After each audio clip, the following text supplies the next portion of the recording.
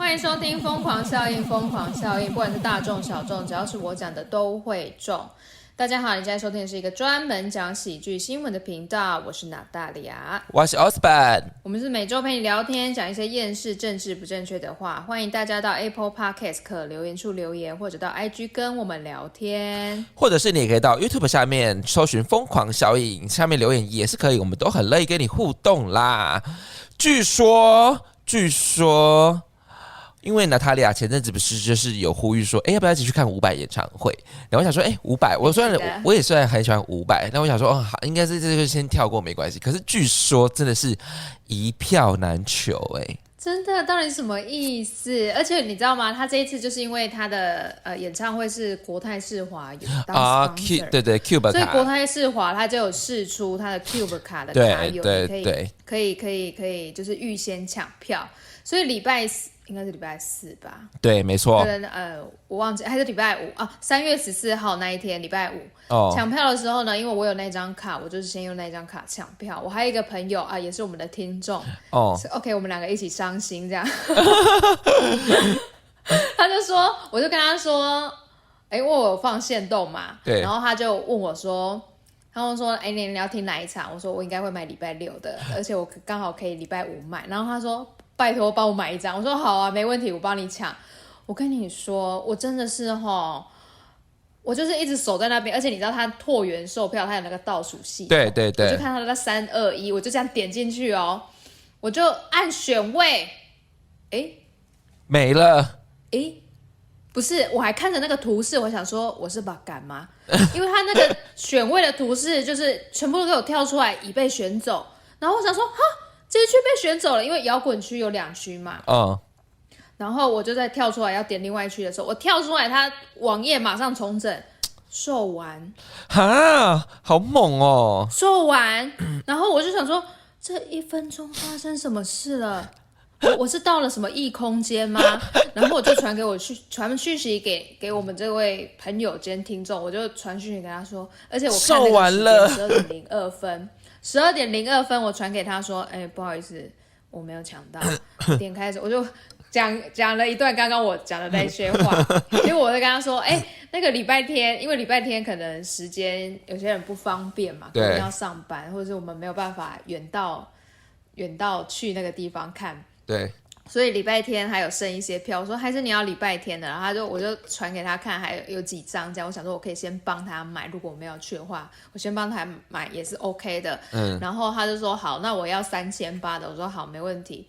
点进去靠北没了。他是，而且你知道吗？我是看完的当下，我想说已经过一段时间，还有票，不然我问一下他要不要好了。结果我才问完，看完票没多久，问他，他也秒回我没了。我说刚刚那几秒是发生什么事情？他是只开1场吗？对，他是没有，他开3场，3场全部没啦，好猛对，然后再来礼拜6就要抢剩下的票。你知道他礼拜5开放抢的票全部都是3800以上的。还是3200以上，我忘记了。那剩下的就是可能2000多、1800这样子的票。然后我就跟我那个朋友讲说，我有点不太想去看，因为我想要坐前面，可是我现在做不到，我就不太想去。对。然后他说好，那没关系，他就继续抢这样子。结果他也是当天跟我说，那个我没抢到。等一下，他是在小巨还是大巨啊？他就说小巨蛋小巨，然后他就说。应该是小巨吧，算了，我没抢到，我不在乎了，我不在乎了。他就说，我没抢到，然后好像也是2分钟的事情。我觉得必须说一下，大家是不知道伍佰老师其实他的 range 是真的是很广。现在应该你在00后或者20岁左右的人知道伍佰老师吗？不然你也听过泪桥吧？知道，对啊。但是他们应该不知道伍佰老师在台湾音乐史上，或是华语音乐史上的地位吧？对不对？应该不会不知道吧？真的吗？那你太无知了吧。就是伍佰老师，他就是那时候，天哪！我出生的时候，不止他好像比我我19啊，还好差点说出来。反正就是那时候，因为我那时候在国小的时候就有伍佰老师了，然后那时候就真的非常红了然后哇，那真的对啊对啊，哇，那伍佰老师将近红快40年但他真的是他等于他年轻开始就是红，红对到他现在对，年纪大了也是红啊。包含我，而且伍佰是我们爸妈那年代的歌星对，但重点是他的 range 真的就是很广，包含他现在写出来的歌，就还是就是很厉害，就是很新颖，就是很新颖。他是不是跨祖孙3代的那一种我觉得是我觉得是。因为很多我这个年纪的人已经生孩子了，所以他其实跨祖孙3代。伍佰老师会喜欢听到这种称赞吗？伍佰老师现在57岁，然后他是摇滚诗人跟台湾的摇滚天王，然后可是而且他是基督教他是基督徒我感觉不出来。没有，没事。好接，不过没关系，好接地气天啊！我有看过，我有看过伍佰的演唱会了。你原本就看过是不是？我人生有看过了，而且那一次是我带我妈妈去看的。你妈很喜欢，对不对？对，我妈很喜欢啊。天哪，她也觉得很嗨，她没有想过说她人生会去看到演唱会。那时候我就是带着她去台北小巨蛋看的。然后我还跟她说，这台北小巨蛋就是你知道张惠妹不能来，因为她这边跳这边对。然后我妈说，这里地那么烂跳一跳就会震啊。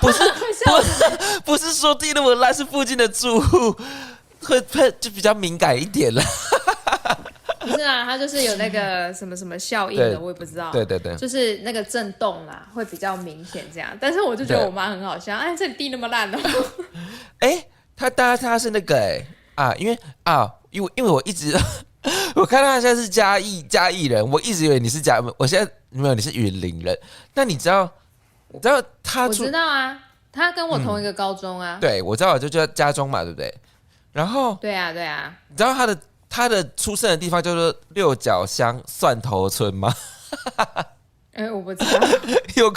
天哪，有够接地气的一个乡村蒜头村。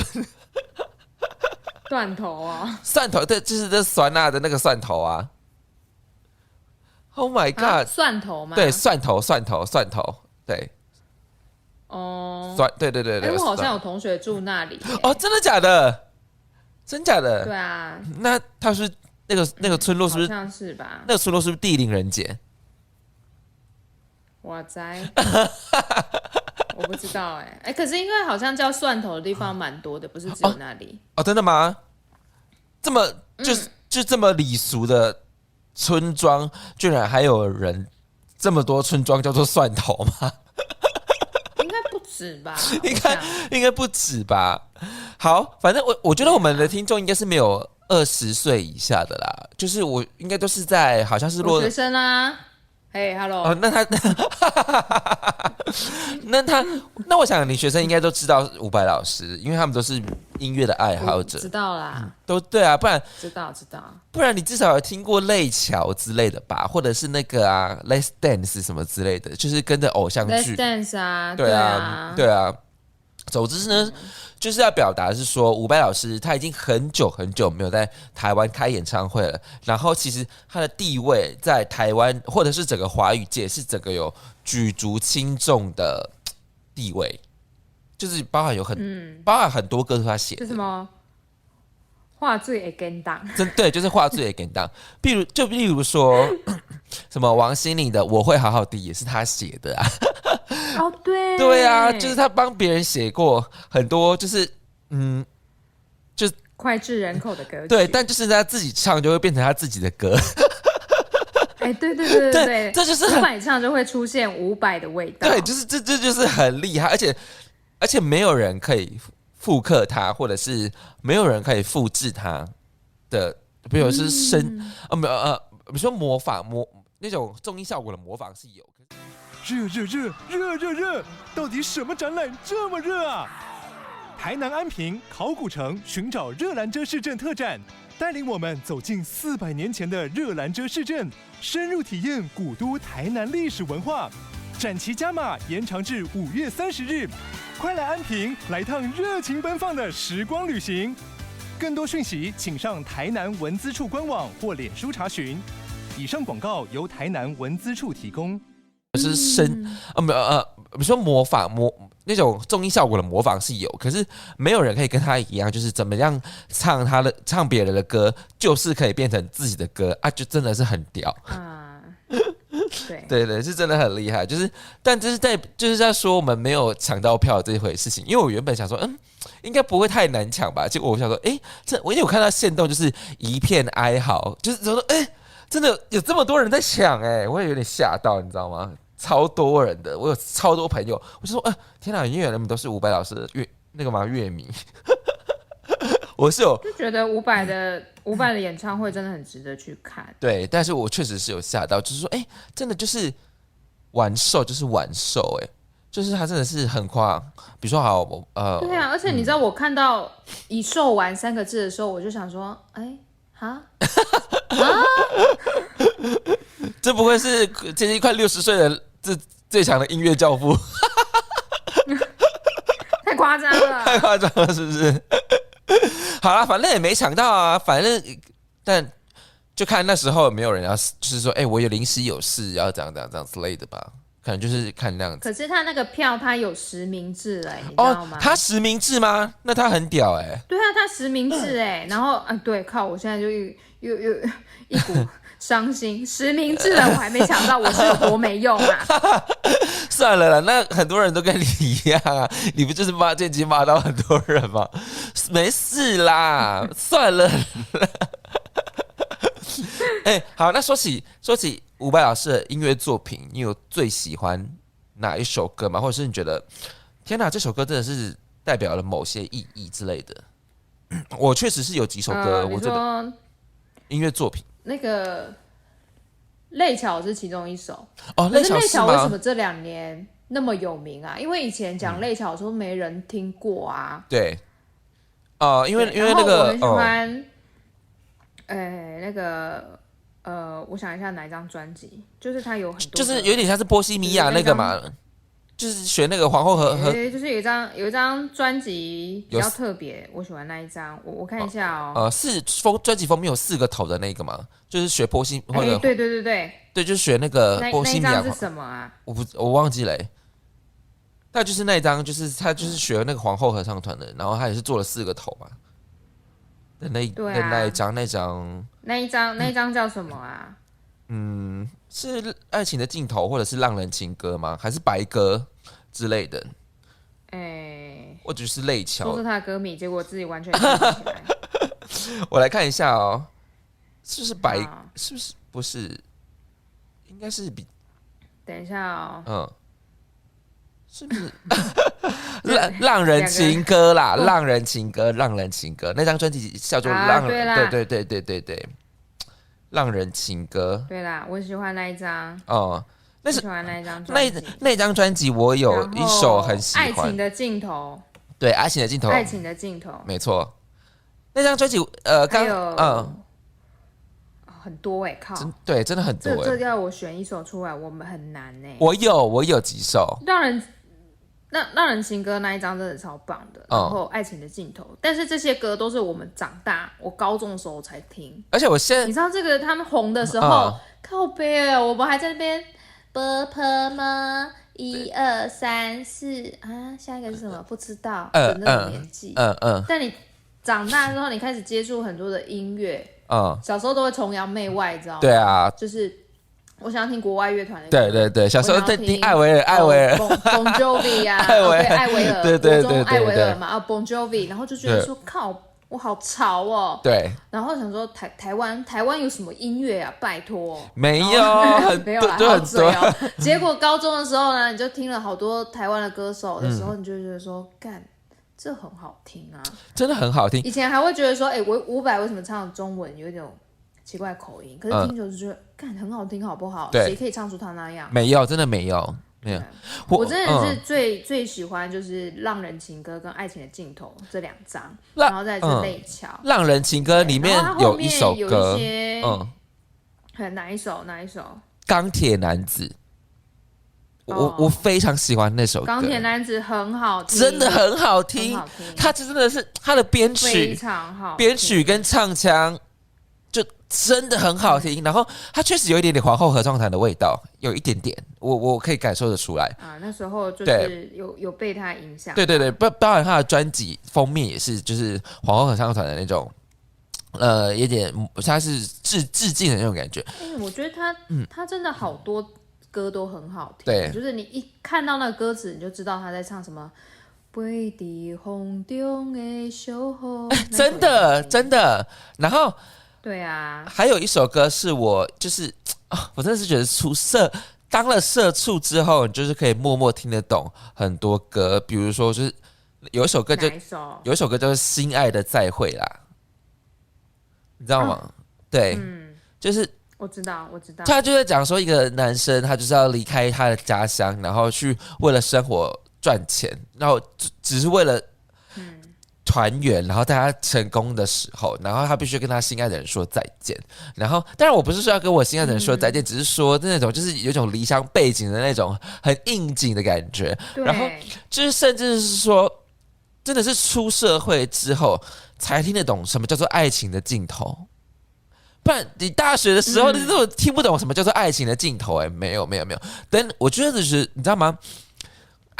当然爱情有很多种阶段，可能悲伤有5阶段，爱情有5阶段吧。可能随着年龄不一样，我觉得经历过柴米油盐酱醋茶的爱情之后，可能会有不一样的体悟，你知道吗？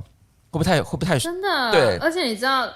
爱情的尽头，第一句歌词就是“早知结果如此，何必当初曾相逢”。重点就是你不会知道结果是这样子啊，所以这是对。然后我哭也可以，笑也可以，天长和地久是爱情的尽头。好悲啊，我都背了。让我飞，让我飞，或是 AK 那个飞的时候，也可以说让我肥。因为太痛苦了，让我肥吧，太痛苦了，你懂吗？就是经历过柴米油盐酱醋茶的社会，回去听这些歌，你会更听得懂他要表达的是什么，或者是说，真的是他的代入感跟他的共感是更强烈的一点点的。比如说那时候白鸽跟现在是不是很像？白鸽嘛，就是那时候就是因为那个搜狗那白鸽那个这首歌我们之前就有讲过，那现在就是他也在讲社会的事情啊。那今天不是发生那个凯凯的案子的第4次的那个审议嘛，对不对？这真的是蛮令人伤心的一件事情啊。但就是尽量就是能做，也不是说尽量啊，就是现在可以看他就是希望能够达到民众的诉求，去合理的去获得他应该有的罪行，是这样，应该是这样讲没错。但就是在反映一些社会的事情啊，所以就是说，这是讲这个就会讲到有点就是有点当社畜的悲哀，你懂吗？就是蛮礼俗的啦，就是他其实他讲的就是很贴近人心的事情，但是他说的东西就是很礼俗，你知道吗？我就是很多，比如说行销的东西，或者是很多应该贴近人心的东西，就是要做到一件事情，就是礼俗跟共感，就是你可以讲的就是很有头头是道，可是你一定要做到很礼俗，因为礼俗才能更贴近大众的人心。当然当下不懂没关系，就是经过一些时间的历练之后，被社会荼毒就会慢慢的懂了。好，反正就是没抢到啊。对啊，没抢到。对啊，就看那时候有没有人试票就在说了。好吧，哇，天啊，我们爱情的尽头，真的是尽头，这是尽头啊，对啊，天啊，我们抢到票，聊伍佰的演唱会聊了20分钟，好好笑哦。好了，那我们来啊，我现在就表现一下，就是最近的天气真的是我真的是很不满意，真的是很蹊跷真的是有点春天后母面的感觉，你不觉得吗？对，尤其你那边又是比较没错，靠海线的那种感觉，我觉得怎么会这么极致啊？然后今天下午又这么热，就是天气就是怎么会这么超过极端的然后甚至对啊，3月中了，还在这种夸张的寒流。对，然后还3月雪，你看武岭还在下雪，合欢山还在下雪，对啊，就会觉得天哪，好极端的天气哦，到底是怎么了？难道地球真的是要变成最疯狂的样子了吗？就是会觉得这个天气就是让人家会觉得心情的起伏也会很大，然后包含就是我羽绒衣其实都已经洗了，然后我觉得你知道洗羽绒衣这件事情对我来讲是一个很大的一件事情，因为我洗了之后就是永远不会再拿出来。那包含今天很冷，我就会拿一些就是比较薄的外套，就是看起来比较破破烂烂的，因为那一洗你要再穿它就要再洗一次，然后它就是很难干，所以我就是会死命的不把它拿出来。就是宁愿让它冷，我也不会让它就是不会把羽绒衣拿出来，是有点疯的啦。就是希望就是赶快回到就是夏天人，因为我totally就是夏天人。你是夏天人还是冬天人？夏天人哦，你也是夏天人对不对？我真的就是夏天我才可以穿短裙短裤。没错，就是只能因为我本身也很爱脱露胸的，拜托我辣妹耶！我本身也是很爱脱，所以我本身也是很爱脱。对呀，对啊，所以我们真是不是一家人不进一家门不是同种类的主持人，不会聚在一起。好，那我们来讲今天的新闻吧。OK， 今天的第一则新闻：焚烧式马桶。近期呢，瑞典有人研发出一款焚烧式的马桶，借由喷火去取代传统的冲水来处理排泄物。其实这个焚烧式的马桶早已经出现在国际的市场上，美国的这我不会念哈，美国的一家公司及挪威的另外一家公司就早已推出相关的产品，尤其适用于偏远地区、野外露营或者缺乏水源还有下水道设施的环境。该产品呢，虽然能够有效节省水资源，但必须透过电力或燃气启动焚烧的程序，能源消耗及其伴随的碳排放问题也逐渐受到关注。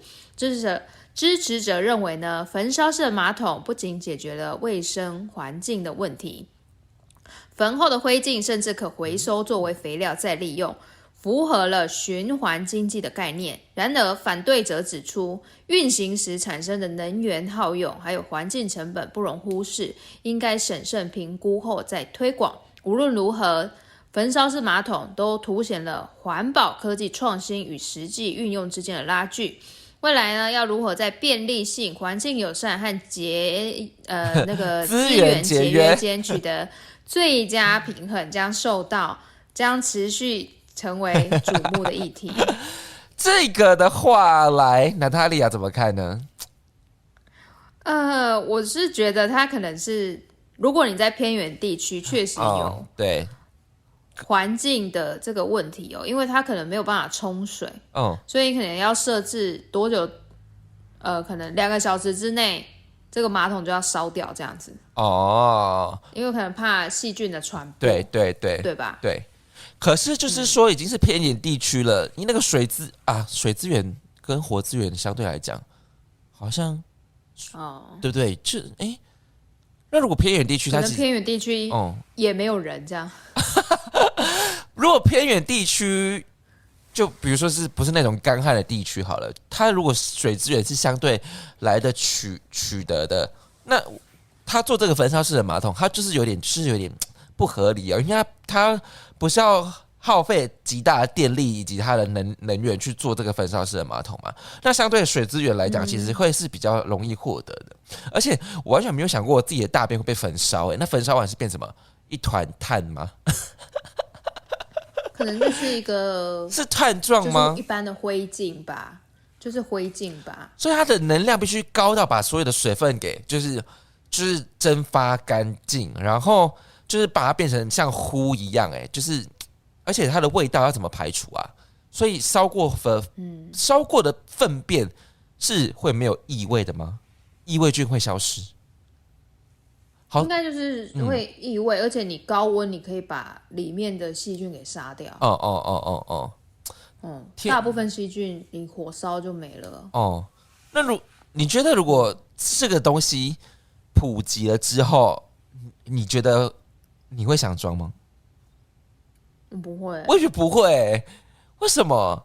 是因为觉得马桶跟水是连接在一起的吗？然后焚烧式的马桶好像大家对一点感兴趣都没有可是它确实，我就会觉得说它，我会觉得说它有可能会烧的时候出歹疾，对，然后家里就烧掉了。对，而且想得很可怕。而且你做焚烧式的马桶，你还能做那个免治马桶吗？你说烧屁股真正的会修卡称啊！对啊，可是我就是不知道，就是你免治马桶它就是已经湿的，那如果你要再用那个能源，比如说免治马桶就是用来冲屁股的吧？那你做那个免治马桶之后，它整个马桶不就是湿的嘛？所以你要连同那个你的火力必须就是大到就是连那个免治马桶的水一起就是焚烧掉对啊，所以这是应该就是，虽然它真的是很新颖啦，就新颖到觉得哇靠，真的是蛮酷的，只是说就是有点好像我们就是可能不是我们见的太少吧，见的世面太少，会觉得它有一点违和。今天你知道吗？今天我就在听吕杰的 podcast 那个台大好像校长吧，之前校长叫李慈诚吧，他就是研究那个物理学的，他学了很多东西他就说，就是因为你就是见多识少才会觉得怪，当你觉得见多识广，当你见过学习到96%的时候，你就觉得这些都是合理的。我现在就是有一种这样子的感觉，你知道吗？焚烧式的马桶。好了，那我们来讲今天第二则新闻吧。OK， 今天的第二则新闻是之前全吃了。一名秘鲁的渔民纳帕在太平洋迷航了95天。根据报道呢，纳帕他从去年的12月7号从秘鲁南部沿海小镇马科纳启程捕鱼，他打包了2周行程所需的食物，但10天之后暴风雨导致他的船偏离航线，最终在太平洋上漂流。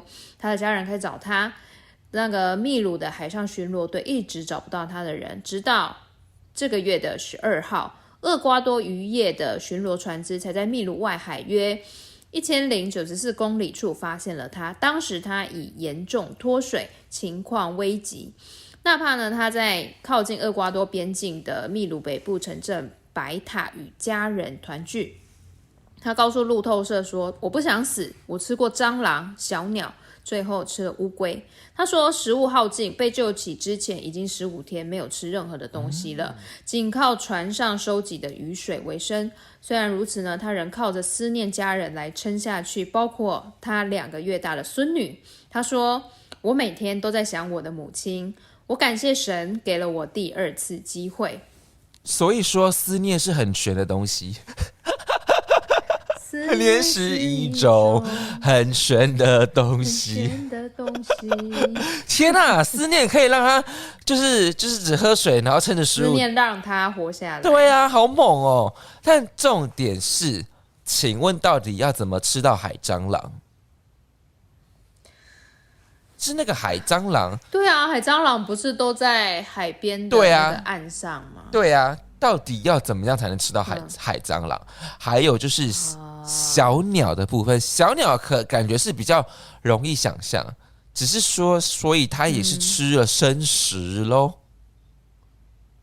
对。最后吃了乌龟的刺身。真的是很屌。他在船上可以有烹饪船嘛，说不定有火。对，所以他有办法。他有办法开火。不知道。如果是有办法开火的话，日子倒是过得挺美满的。乱讲，人家是已经失踪在那个太平洋了，相信那时候感觉一定是那种慌张到不行。但如果是还可以开火的情况下，我觉得他还行啊，就是没有过得这么苦，只是说他不知道迷失整个方向，不知道会漂流到哪里去，只是说他没有发射任何讯号弹或者是什么之类的。对啊，对啊，好屌哦，95天呢。那如果你觉得如果是我们啊，我们这种个性，我们漂流在比如说我们已经确认我们现在已经漂流在海外第3天了，你觉得我们要想办法自救，我们要怎么做？我想就是在我心上给我一枪吧。在我心上用力的开一枪。我会谢谢你。而且它很难呢，真的很难呢。你要怎么样才能保持那种就是很冷静的情况下，然后告诉自己说一定会获救，一定可以获救的。然后包含就是你可能就是白天就等待救援，晚上的话可能就是抱持那种今天又是失望的心情，然后入眠，然后明天的食物又不着边际。我就觉得这种自信心真的是要很强不是自信心啦，是什么使命感，或者是使命，或者什么，就是他的那种信念感很强。这是我觉得他做什么事情都可以成功。对，你有听说过有一件事情，就是有一种说法，就是说一定要跟那个减肥成功下来的人当朋友，因为他不管做什么事情都会成功。跟我当朋友，快！就是说，如果能靠的就是意志力，或者是运动，或者是正常饮食瘦下来的人，不管他做什么事情都会成功，因为减肥真的是太痛苦了。真的，我想到离我以前最胖的时候到现在，我可是差了30公斤。好猛哦，真的好猛哦。对啊，我完全可以理解，夸张吧？完全可以理解那种，因为到截至目前为止，我到每一天还是就在减肥。减肥真的就是一辈子的事情。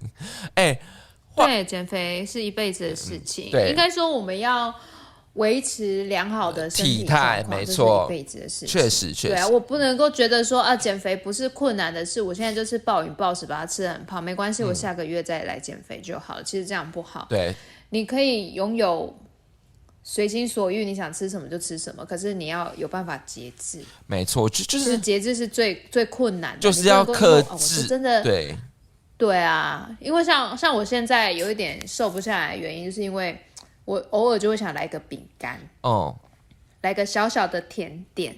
那其实这些感觉都没有什么，可是你累积起来，你1个月2个月累积起来，这个热量是很可怕的，真的。所以我现在是这个，我现在反而饮料喝的比较少，我以前1天1杯嘛，喝一堂红茶，对。可是我后来慢慢变成2天1杯，3天1杯，就有比较好。可是我现在也会有点戒不掉，我想要吃一点小饼干，就是那种很小的1包，可能就2片这样子，还是要给自己很小，还是要给自己一些奖励制吧，不然怎么活得下去啊？对啊，而且你在学校有时候就处理一些小朋友的一些破事的时候，我就觉得说需要破事，需要来一个饼干，对，真的就是破事啊，你知道吗？就是你知道小朋友的那种争吵，就是都很破，而且有时候他们真的是老师根本没有搞清楚事情的状况，就开始对同学讲难听的话，或是出手攻击对方。那很多时候就只是他们没有搞清楚状况。然后我就很直接跟我们班小孩讲说，我觉得老师每天都在处理你们的破事，你们真是破事一堆。破事一堆。对，然后有些小朋友就在这边偷偷笑，因为你知道会偷偷笑的都是他们不会有破事你知道吗？就他们听得懂，他们是破事，永远都是那几个在破事。好，因为搞一堆破事，我真的是，有时候他们来跟我讲说老师发生什么事的时候，我都这样。好，你说，无奈到不行。你说无奈到不行，先深呼吸，然后说好，你说。对，而且就是我不知道大家知不知道，就是男孩子跟女孩子的认知发展，男生都是比较慢的。对啊，一直以来都是这样子啊。然后我在训练我们班一样，他们都从就是一开始进学校，我都一直在训练我们班。你今天跟同学发生纠纷的时候，你先不要生气，你也不用先哭，你要先问清楚说你为什么这样做。同学，你为什么要这样做？假设同学打了你，你要问他为什么。然后同学问你为什么之后，你要反过来告诉他，我打你是因为你可能做了什么事情让我不开心。哦，你们要去厘清之间的关系嘛，对不对？对，一开始他们真的没办法，可是我跟你说，很快我们班女生全部都可以做到，跟男生不行。男生到现在下学期了，还讲老师他怎样怎样讲。我说你有跟他讲了吗？然后就一脸就是这样，我没有讲。我说你去讲啊，你都没跟他讲，你跟我讲干嘛？没有先跟事主讲。对呀、我说你没跟他讲，他不知道啊。有时候就是同学在那边乱跑撞到人，他可能不知道啊，对不对？然后我就说你有跟他讲吗？没有，然后他就一脸就看着我，就是这样，我没有，那就觉得说你们到底在干嘛？没有，尤其是跟他讲，尤其是说一群男生在一起的话，智商可能会再降低5%。Yes， 而且你知道吗？小男生就是喜欢玩那种打架、打来打去的游戏。我是什么什么超人？我跟你讲，不是，我现在要发射我的光波，我可以控制你，我的超能力是可以控制你。然后他们在这里面玩得很开心。结果后来打在一起的时候，就跑来说：“老师，他让他打我，谁谁谁打我。”我说：“你为什么打他？”老师，我们在玩呐、然后那个又玩一玩，就是最后毙兵嘛。然后他就说：“我又没有要跟你玩，靠腰嘞，我告差哎。”然后我就说你到底有没有要跟人家玩？后来讲一讲就发现他根本就是一开始就要跟人家玩，玩到后面他们被打，然后在那边北宋，然后就跑来说老师我被打，他们打我，他们都一起打我。对了，更灯没，更小灯。然后我就觉得说这是，然后我就说你答应跟同学玩，你也知道规则的，你不可以因为他们可能刚好都。对，就是这样子，然后你就说我没有要跟你们玩，我说你这样子出尔反尔，真的以后没有人要跟你玩，真的也是不好。我们班确实有人因为这样子啊，他开始就没有朋友了啊！天哪！对啊，我们班已经有孩子，我已经看得出来他没有朋友了。就是小型社会化，见微知著啊！什么叫做见微知著？从小事情就可以看到你朋友的将来。而且那时候我还问那个小朋友说。你最近是不是都没有跟同学玩？他就这样点头。我说是你没有跟他们玩，还是他们不跟你玩？然后他就看着我说他们不跟我玩。然后我就说那你知道原因吗？我知道，他就是一脸就是那种我很委屈的那种脸，委屈巴巴。说你知道哈，原因都是因为你自己。然后他就这样点点头，你知道吗？他就是同学不跟他玩的时候，他就说没关系啊，我可以跟别人玩啊，我也没有跟你，我又没有很想跟你玩。我说你活该，你自己要这样讲。嘴硬就是打我啊，打我啊，笨蛋打我啊。然后打他的时候说哦，你干嘛打我？同一个道理，人格分裂，同一个道理，精神分裂。那讲回来这则新闻，就比如说，是我们真的是没食物了。他吃的东西，你真的会吃吗？就真的是人之将死了，人之将死了哦。你只剩蟑螂可以吃，那就吃吧。还有乌龟，那就吃吧。乌龟刺身也吃，为了活下去都吃，吃啊，是吧？对啊，可是我就记得海龟有毒对啊，还是小只的没毒啊，就有可能毒量不够，对，它毒量不够，就是说人到死真的是求生意志很强的时候，是不是连大便都吃得下去啊？真的最后真的是的，没错，应该确实就是吧，没错，对啊，就是所以人真的是无限潜能就是不要把一个人，这也就是说不要把一个人给逼急了，他真的要死了的时候，他就是什么事情都做得出来，所以凡是做人要留一线的，这是什么最后的劝世文？就是要从小事情来发现一些大事情，去告诉一下大家劝世的事情。这个结尾好吗？我是结尾妖精。是，很好，自己讲很好。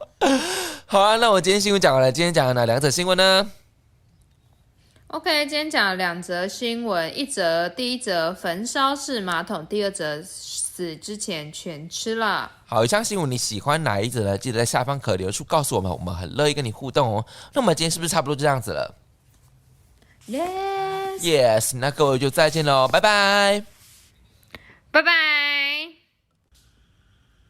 这间公司我会非常 respect， 因为我觉得你是一个思维的大妖精，因为你就是觉得同工不同酬这件事情你有发现，然后它就是一个应该被拿出来的事情被发现，所以我觉得蛮屌的，蛮屌的。好我也觉，得我们来讲今天我们来讲今天第二则新闻 OK，因为今天第二则新闻也是在讲，就是也是休假因为今天对也是在讲休假的。OK， 今天第二则新闻，打扰休假接罚款。印度的运动游戏公司 Dream11 在先前发表了一项全新的公司政策，引发不少网友对此的讨论哦。在 Dream11 Unplug 规定里面明确的表示，企业内部公定的一个礼拜假期中，同意员工完全断绝任何与工作相关的联系，包括电话、电子信箱，还有各种联络软体等。公司的联合创办人也对此说明，如果有人违规的话，将要被罚款10万的卢比，这个大概是台币的3万7。那 Dream11 相信，如果能够好好的休假放松的话，会提高个人的生活品质及工作的生产力。我觉得这非常棒政策也是蛮屌的，因为像老师是完全不可能，对不对？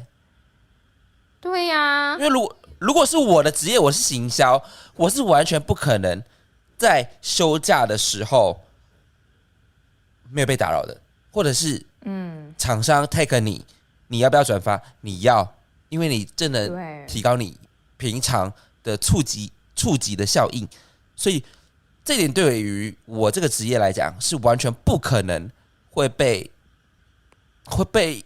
不知道赦免，或者是完全不可能，就是我休假就是一定要接讯息就对了，这是一定是的，是这一定是对我来讲是完全不可能可以获得这样子的机会的。老师是吗？老师不可能啊！你回到家的时候，当然要看讯息的内容。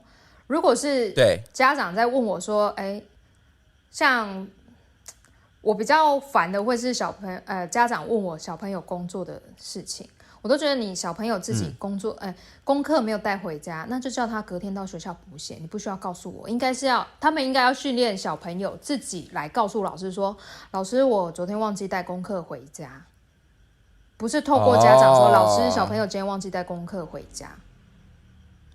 因为他们少掉自己练习的机会，所以其实我有跟我们的家长讲说，他们如果真的忘记带，自己来跟我讲。对，其实我都不会生气，我反而会气的就是你妈妈昨天已经跟我讲了，然后你今天来学校你一句都不提，这个就会让我生气，这是态度的问题。我都跟我们班小朋友讲说，功课是你自己的，你自己要完成。对，然后他们也曾经被我呛过说，怎样你不想完成是不是？那你跟爸爸妈妈去赚钱啊？请问你赚得到钱吗？你赚不到，赚不到啊！所以你给我坐在这里写功课学习。其实真的是蛮公平，真的是蛮公平的。对啊，然后我说你们学习目前的责任就是这样，你先把自己的事情做好，就是这么简单而已。然后我比较讲功课的，我比较烦啦有些是像小朋友一些杂项，可能我要订制服啊，但通常我都会稍微回应，然后说我都是回应说好，我明天回到学校会帮小朋友登记这样子。就这样而已，很简单，比较没有那么烦人的。但是有时候小朋友在学校发生一些纠纷，那回去他自己讲不清楚的时候，有些家长是听完就算了，反正可能老师处理完就没关系。可是有些家长他可能会觉得说，我还是了解一下全貌好了，因为有些家长他不是觉得说老师没有处理好，他是怕自己的孩子欧北够没有讲清楚，有可能小朋友自己讲。然后都没有讲自己错的地方，对，就是会避重就轻，所以有些家长他是实事求是，他会跟老师确认这样子，对，这种的话我都觉得还好，因为他毕竟他不是要无理取闹，因为毕竟他们也是回到家听小朋友讲才知道，对啊，对，那就必须要留到就是我们都下班了，家长才有办法讲这些有些可能真的是电话讲不清楚的话，我会跟他讲说，那就是家长要不要明天早上早一点来学校，我亲自跟你讲这些，或者是隔天你来接小朋友的时候，你早一点来，我可以亲自跟你讲，大概是这样子。因为其实有很多东西你讯息不是很清楚，面对面其实是最好的。所以老实说，是真的很难，不可能在休假的时候，不可能，真的很难。对，而且我们都会说你要体谅老师的工作，可是其实我们也会体谅家长，因为有些家长他可能是轮班啊，我今天就是见不到小孩，有时候我知道这件事情的时候已经是隔天了，对不对？你如果家长是护理师，他今天就上夜班啊，隔天小朋友在上课的时候他在睡觉，他完全没有办法知道小朋友在学校发生了什么事情。那他晚上可能又去上班了，可能他又在接收到这样的资讯的时候又过了2天了。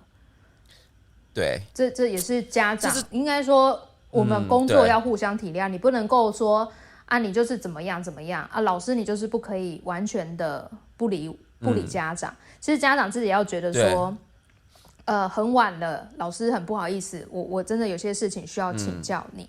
有些家长就会很有礼貌，然后有些他真的问完了，说好老师谢谢你，赶快早点休息，已经晚了这样子啊。但是有些家长他就是不会这样子，他不会那么有礼貌的，他就是直接传一个讯息给你。然后呢，你知道吗？因为我手机会开勿扰，我大概快10点的时候，我就是看不到讯息了啊。有时候太晚的讯息，如果它不是很重要及时的，其实我不会回。然后呢，我曾经就是有家长是那种凌晨2点传讯息给我的，但是因为我开勿扰，我不会知道嘛。我早上起来的时候，我就想，家长传讯息给我。然后就点开回完他之后，隔天就是那一天早上去学校的时候，因为我们是那个官方账号，所以有其他的主任跟主任看得到这样子。然后他就说：“老师，那个谁谁谁的家长2点多传讯息给你。”我就这样说：“你不会爬起来看吧？”说没有，我看到那个我才不想点开嘞。我们还有默契的没有点开，一直到学校才处理这件事情。对，有什么事情就老实说，这真的是明天再说。对，但后来发现那个家长他的作息比较日夜颠倒，所以他传讯息，他也不会说你一定要马上回应，就是你有回，家长就 OK 了，他不会传了，但是2点多，然后3点说、老师你怎么没有回？不会这样子。所以其实你大概知道哪些家长他们是这样，哪些家长是这样，就习惯就好了。